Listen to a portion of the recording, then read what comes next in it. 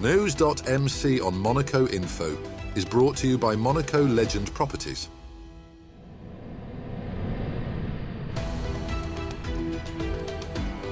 Bringing you news on Monaco's economy, culture, sports and more. Welcome to News.mc, your English rendezvous on Monaco Info.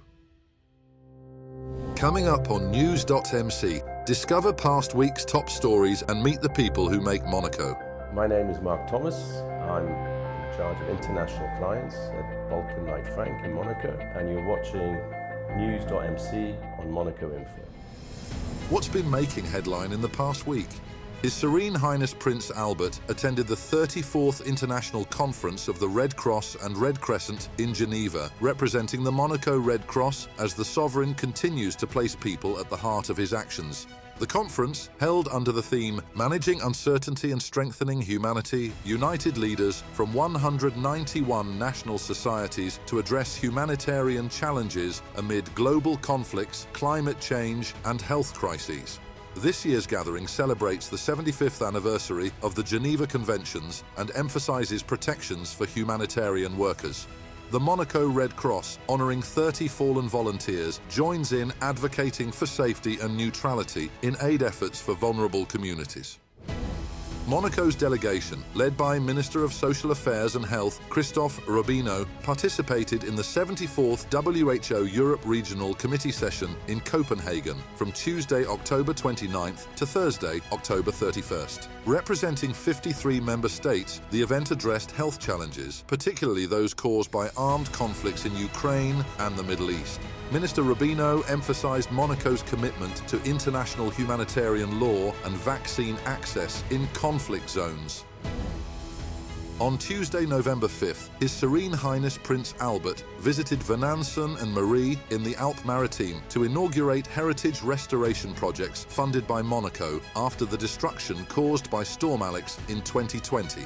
In Marie, he unveiled a Grimaldi Historic Site of Monaco plaque and inaugurated the restored facade of the 16th century Saint-Pon Church, with Monaco contributing 40% of the €58,000 cost. In Venanson, he celebrated the completion of the Saint Michel Church bell tower restoration, fully funded by Monaco at €23,000. Monaco's delegation recently participated in the 16th Conference of the Parties at the Convention on Biological Diversity, held in Cali, Colombia, until Friday, November 1st. Led by officials from Monaco's Department of External Relations and the Directorate of the Environment, the delegation reaffirmed Monaco's commitment to the Kunming-Montreal Global Biodiversity Framework aimed at reversing biodiversity loss by 2030. Minister Marie-Pierre Gramalia highlighted Monaco's updated National Biodiversity Strategy and His Serene Highness Prince Albert's dedication to conservation. Monaco played a proactive role in global biodiversity protection and sustainable resource management efforts. On Thursday, November 7th, Monaco's Minister of State, Didier Guillaume, represented the Principality at the 5th European Political Community Summit in Budapest.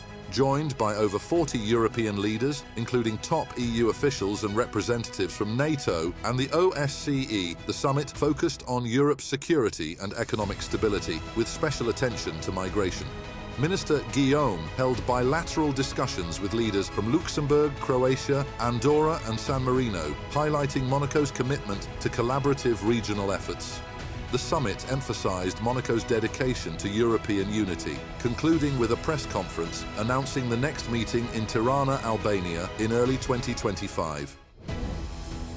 On Friday, November 1st, Monaco launched its first ever nationwide lung cancer screening campaign as part of Tobacco-Free Month. Targeted at residents over 50s with social security coverage, the initiative aims to detect lung cancer early and raise awareness about smoking-related health risks. Free lung scans will be offered and invitations mailed to eligible participants.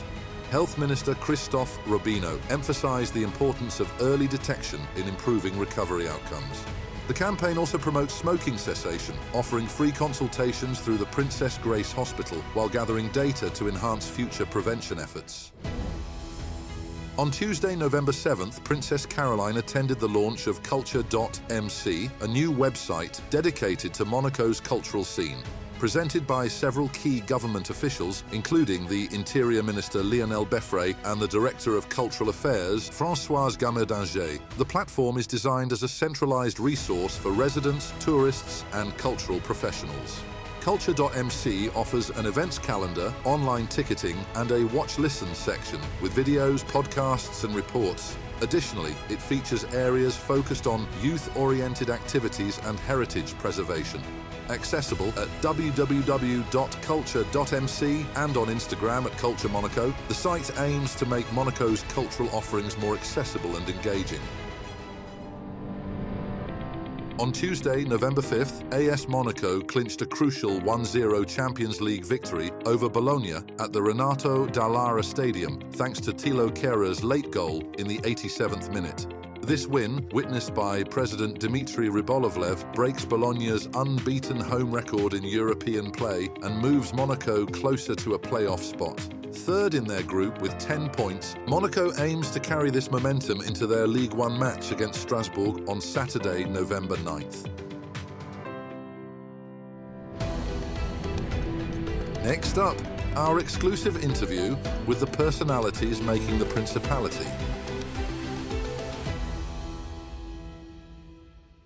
My name is Mark Thomas. I'm in charge of international clients at Balkan Knight Frank in Monaco. I'm originally from Wales, did my university studies at Loughborough University. I did politics and economics first. Then I went to Cambridge University and I studied land economics, which is property. And alongside that, I was a professional international rugby player. At that time, after about 8 years in London, I decided I needed a change and had the opportunity to come and play in the top 14 with Nice, Racing Club Nice. And I came down for 2 years thinking I'd go back to London, and Stefan Balkan's been a dear friend and I used to send him lots and lots of clients. And then I had a little technology business in America, and then I got fed up with that, came back, and he said, come on, let's work together. And we've been doing that for the last 5-6 years, and it's been a lot of fun. Thoroughly enjoy it. Seen a lot of change in the Monaco property market, and it's very, very exciting times here. Actually, first time I came, I was 16 years of age, and then I came back in '87 to play rugby for Wales in the Monte-Carlo Sevens, and we lost to the French in the final. But in the dinner at the Hotel de Paris, the guy said, well, you speak French, you sit next to the prince. I said, he speaks English, he went to university in America. And they said, no, you sit next to him, wouldn't know what to say. So I ended up sitting next to Monsignor. We got on like a house on fire and sport and talked about that. And then obviously afterwards we ended up going down to, had a few late night beers, and we continued our friendship from there. I was back the following year playing again. And then the bobsled, of course, when you crash at 140 kilometers an hour together in a bobsled, it's a bit of a bonding experience. And you go through good things and bad things in sport, but sometimes the bad experiences bring you closer together. It's been a fantastic journey on the Côte d'Azur. I think in Monaco, it's a very unique, I call it the biggest little village in the world. I know the fishmonger, I know the butchers, and it's after 30 odd years, you get to know a lot of people here. And the business world has grown and developed, and the property world has developed. So it's exciting, and also I think now, modern day, and I'm married, the security and safety of Monaco is very comforting for women and children, and I think it's a very positive thing.